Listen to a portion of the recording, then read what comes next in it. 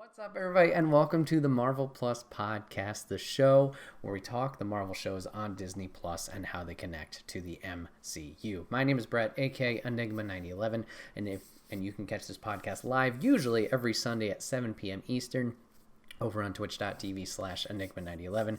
You join in on the conversation, all the fun theory talk. If you're a subscriber over there, we'd love to have you.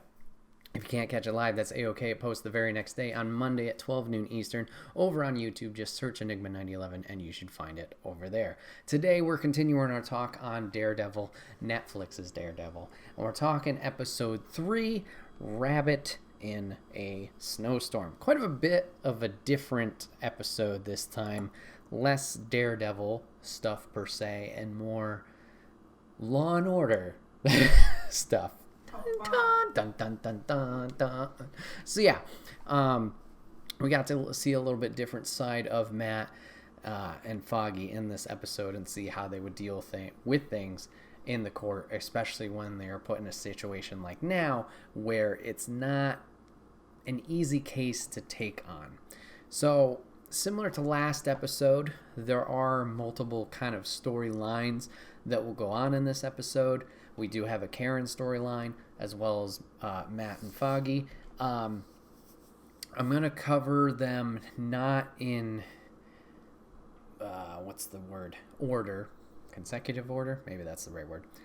I'm not going to talk about them then. I'm going to just talk about Karen's story in full, and then we'll go into Matt and Foggy. But that will happen later on at a certain point. We're going to talk about the opening of this episode to start, where things get feisty quick. We're going to open up with a bowling alley, and we're going to see a gentleman simply going into the bowling alley, wants to bowl. Sweet. Guess what? They're closing down. Unfortunately, they cannot let him start bowling. He cannot get a lane. And he's going to notice that there's another gentleman who is bowling away. Asks if he can join him. The helper at the cashier, Jesus Christ, at the bowling alley says you could try, ask him, but probably not. He goes and asks anyway. The guy's got some goons around him. This guy does not seem very interested in having this other man, join him, and just kind of blows him off, and is kind of rude about it. He's going to sick his goons on this gentleman, and this gentleman is going to whoop some ass, and quite quickly. Beats down the guys that are around this one other gentleman who is bowling, and pulls a gun on the guy. Pulls a gun. The camera will get a close-up shot of the gun, and we'll see him pull the trigger. Presumably, we think he shoots, but we will cut away to a previous incident, and we're going to see this man acquiring the gun from the Russians that we had seen previously in episode 1. Episode 1, we had seen they got more weapons for themselves to kind of help themselves with the whole Daredevil situation. Obviously, he's messing with them and the trafficking organization that they have going on, or schemes. So we've seen this scene play out before with the weaponry. So anyways, we see this gentleman get a gun from that situation. The Russian gentleman or colleague or whatever guarantees it works.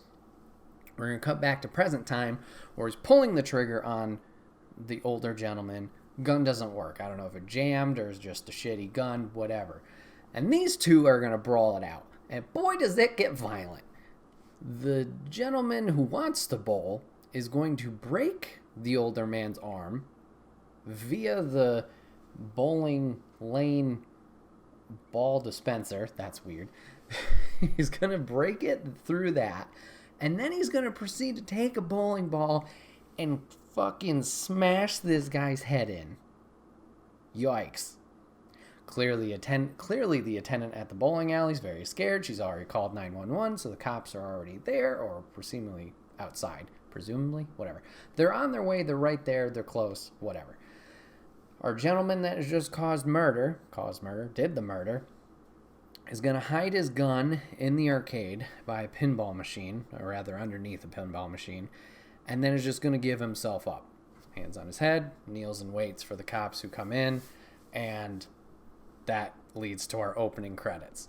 So yeah, things get really heated really fast in this opening. So, we are going to cut over now to Matt. He's got a quick interaction outside of the church with the priest. The priest seems to want to try and help him a little bit more from their conversation in the confessional. It seemed like a lot was on Matt's mind. Matt's not having any of it. Obviously, it's still all confidential, the priest says, but Matt's like, nah, have a good day. Peace out. Was this scene necessary? I don't really think so. No. But thank you, Peanut Gallery. So anyways, peace out, Father. I'm going, to do my own thing. So then we get the start of Karen's story.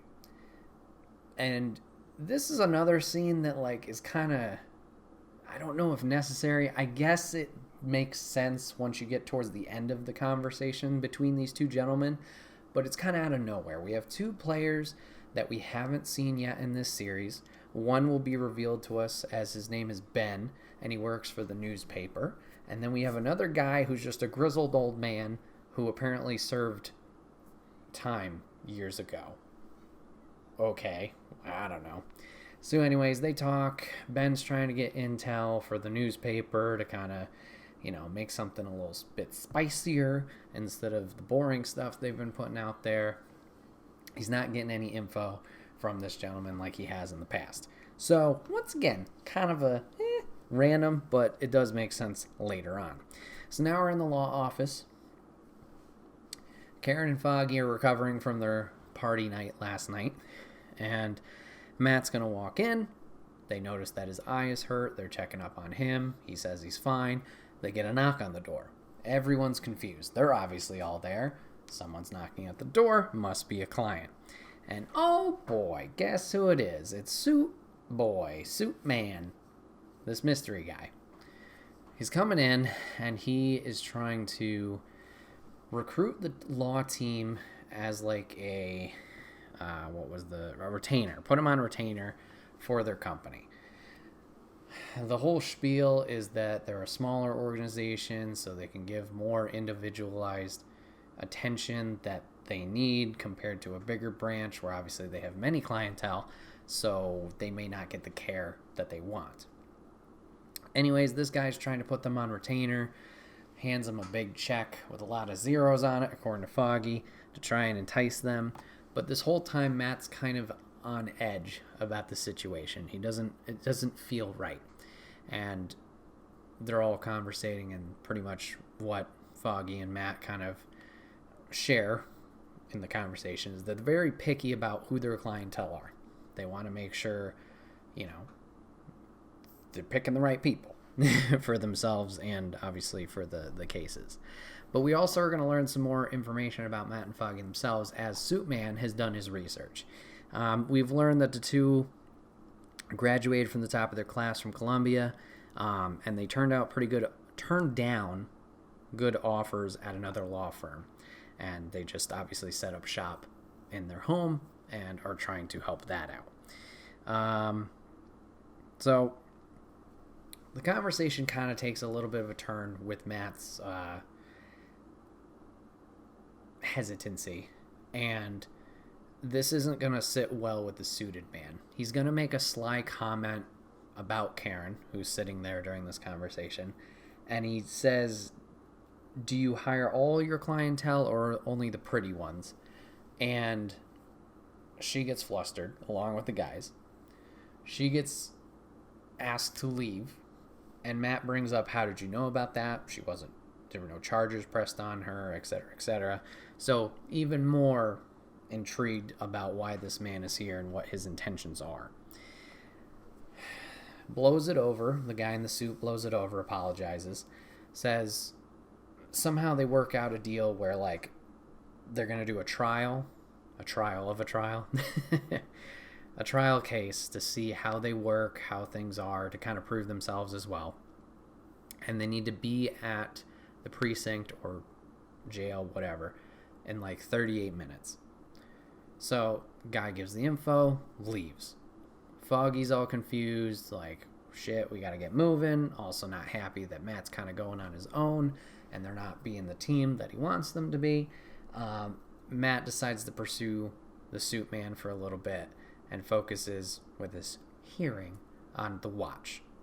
Man's going to leave in a car, he'll lose track of him, and that's where we'll kind of end up in this little chase of the suited man. So, we're going to follow back up with Foggy. He has now made it to the precinct. He's talking to, who would have guessed, the guy who did the murder in the bowling alley. We learn his name is Healy.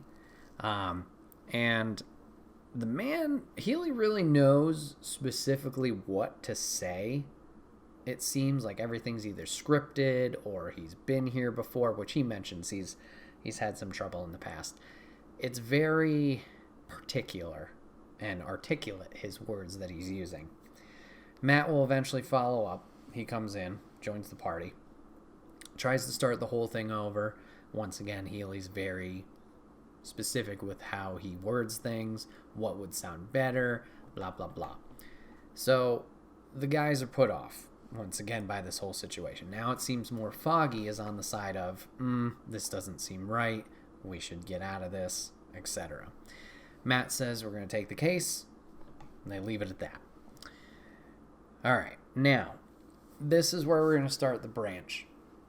I mentioned previously we had the Karen storyline, and we have Matt and Foggy.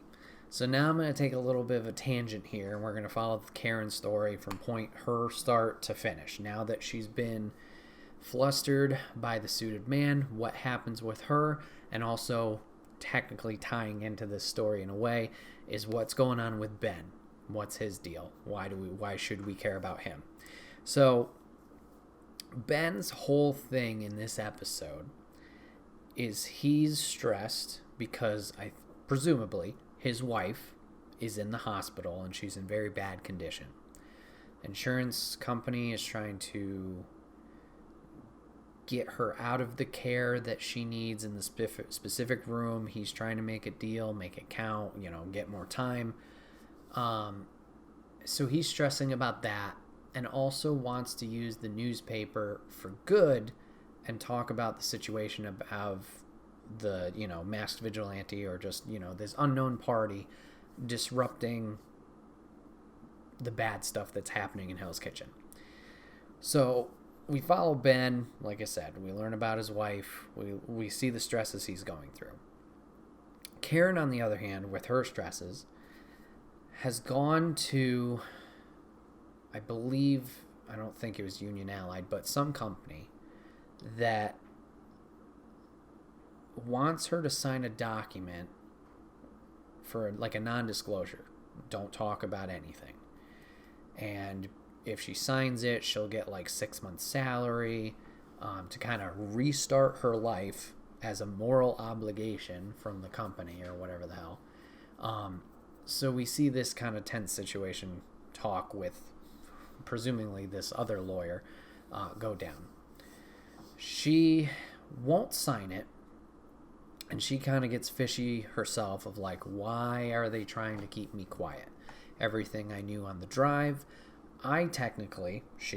Karen, didn't technically release, but the vigilante did. And that broke her first non-disclosure, blah, blah, blah, whatever. So she's fishy about this whole situation. She's going to follow up with, I think his name was Daniel's wife, the guy who had died in her apartment. She's going to follow up with the wife, apologize for the situation, explain there was nothing happening between her and Daniel. The wife understands that and knows that. But she's essentially packing up her place and leaving with her kids. Karen's going to try and get information out of her. Do you know anything about Union Allied? Have they done anything? Blah, blah, blah. And essentially what the wife says is Daniel went poking around as well and kind of felt fishy about the company or things that were happening.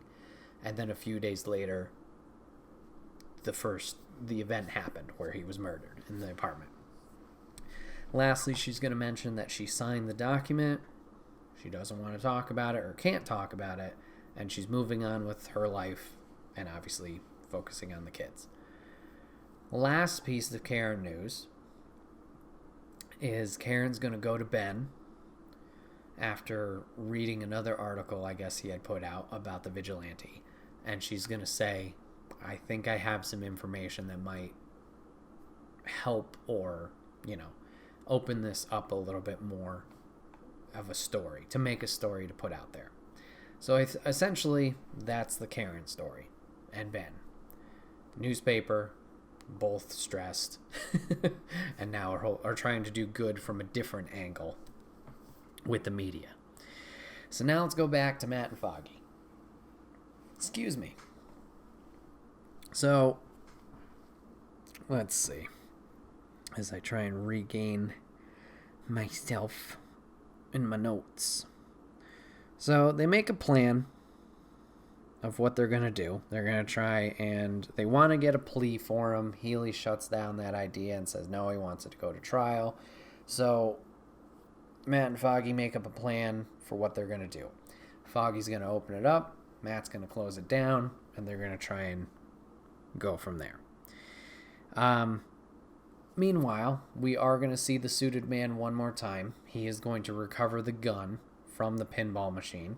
How he knew it was there, I don't know. They must have talked about it before. But he will recover the gun from that scene of the crime. Foggy's confused while they're taking the case. Because obviously, like I mentioned before, he now has more... He's more on the tentative side, like Matt was on the original conversation with Suited Man. But now Foggy's on that side. And they're going to talk about the case along with making the plan of the opening and the closing. They're going to mention like kind of the facts that they have. And how the victims of the assault, aka, the jobbers, the guys that were the goons that were there, they haven't issued a statement. Usually victims would give a statement if, something happened to them. Why are they staying quiet? Why are they doing that? So, interesting there. And they're going to pick up on some other tidbits as well. Okay, I didn't realize there was so much Karen stuff in there. Alright, so, we're in the courtroom now. Everything's going to plan. Foggy's crushing it, opening the thing up, talking about what they're going to deal with. Meanwhile, Matt's sitting down with Healy, and he's kind of listening supersonically to what's going on, and he notices two things. Suited Man is there, because he hears the watch. And second thing is he notices that one of the jurors, her heart rate has increased during this whole situation, so she's stressed. We're going to follow up with this woman just after, and it turns out that she is being blackmailed, essentially. Swoop in Daredevil. Daredevil's going to come in after she has a little altercation with the guy who's threatening her. Daredevil's going to swoop in, punch him a bunch, threaten his life, essentially. And tape is cleared, destroyed, she's good. We're going to follow up back with court. She's still being dismissed, but, alright, that problem solved. We get a replacement juror. Matt's going to listen in again. No problems. Everybody's good. Sweet. Let's go forward. Let's kick some ass in this trial.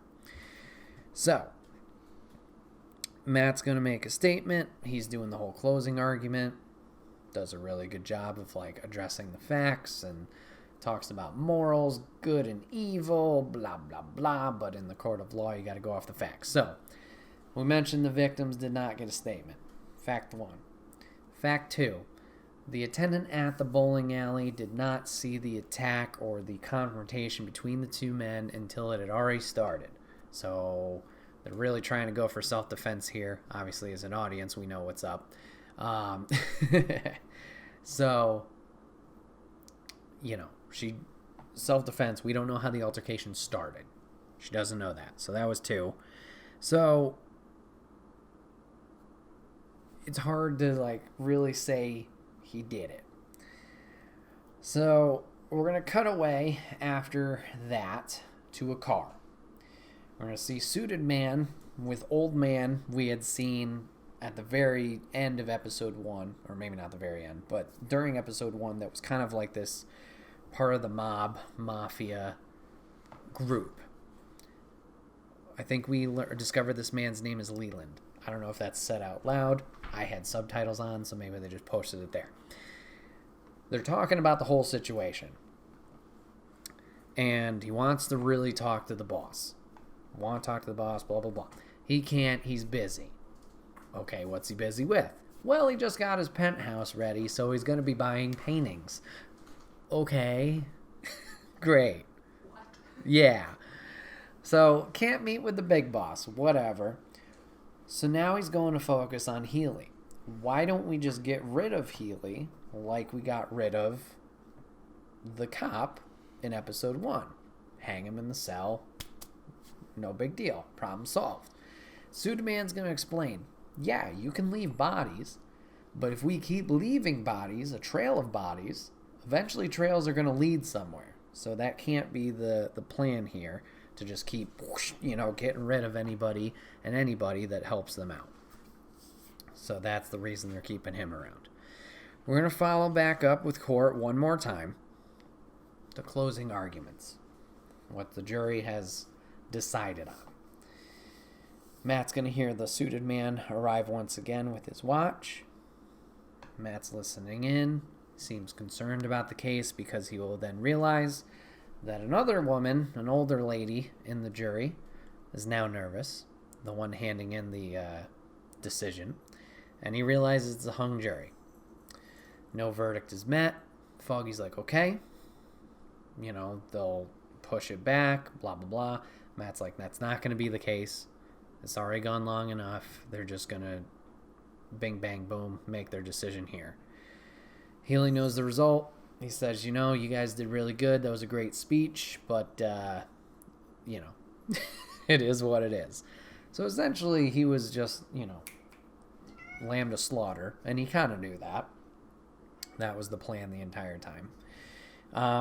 So we are going to get one more final follow-up with Healy. He's leaving some place with some kind of bag in his car. Daredevil's going to swoop in, kick more ass, trying to figure out information from Healy. Who hired him? What is he doing? What was the reasoning? Etc., etc., etc. The fight's going to go back and forth. Healy's pretty intense, obviously, what we've seen in the beginning of the episode. So they kind of trade the fight back and forth. At one point, Daredevil's almost going to get impaled on the face, but is able to stop that.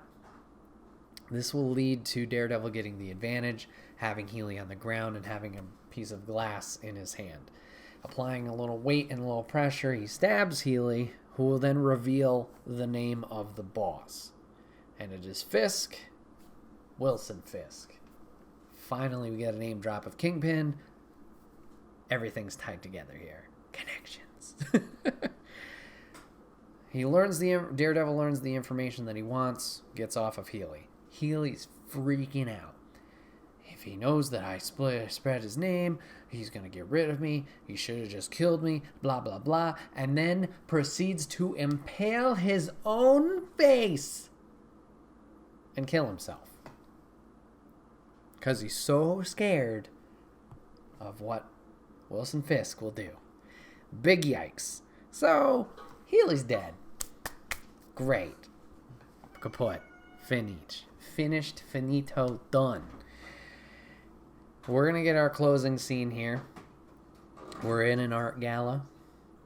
We're going to pan over to Fisk, who's looking at a piece. It's a beautiful piece. It's a big-ass piece that's all white. Woman is going to approach to explain the piece, asks if he is interested. He says he is. Says that it's a rabbit in a snowstorm, or that's the explanation of it. And it's not about what the piece is, just all these shades of white. It's how it makes you feel. And Fisk says it makes him feel lonely. Aww. And then we get credits, and then they're like, what? So that was episode 3 of Daredevil. Like I said, kind of a different side we get to see of Matt. Instead of whooping ass all the time, we kind of get to see his, defense attorney side, his law side, which makes sense. That's a big part of his character. We are going to get a little bit of, obviously, some information on some characters we have known and some characters we haven't known. Ben being introduced might be crucial because, like I said, we'll be able to tackle this Hell's Kitchen's issues in a different way. And we know now Karen's motivations. Instead of just giving in, she does want to fight back herself, so good for her.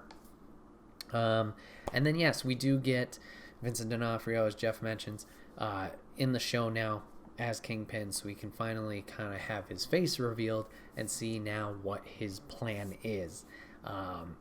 We kind of have seen, obviously, a little bit more of the inner workings of the mob group with the situation with Healy here. We'll have to see how that goes forward, whether it continues with the Suited Man and Leland, or if this is going to expand over to the Russians, the Asian woman, the Asian gentleman, unless that is later season stuff. We'll have to see from there. But yes, we finally get our full circle connection for why we're doing the Daredevil series. Obviously, with Daredevil showing up in places and Kingpin showing up in Hawkeye, we get the full tie-in, so we kind of get a little bit more backstory on this Kingpin character and what his deal is. But yes, it's episode 3. I hope you guys are enjoying the show. If you are, please let me know down in the comment section below what your thoughts and theories are on the show so far. If you watched it all already, don't spoil it. Obviously, we got a lot more show to cover. Next week, we'll be talking about episode 4, so make sure you guys do your homework. This has been another episode of the Marvel Plus podcast. I appreciate you guys stopping by. My name is Bret, a.k.a. Enigma911, and remember, you guys can catch this podcast live over on twitch.tv/Enigma911, usually every Sunday at 7 p.m. Eastern. You can join the chat and discuss all the fun theories and thoughts on the episodes as we go along if you're a subscriber over there. Next week, we're talking about episode 4. Moon Knight has been confirmed May 30th, so get hyped about that. Summertime, we got She-Hulk and Miss Marvel coming out, so it's going to be a good, long year of Marvel content. Thank you guys for watching. Thank you guys for giving us a listen, and we will see you guys on the next one. Take care.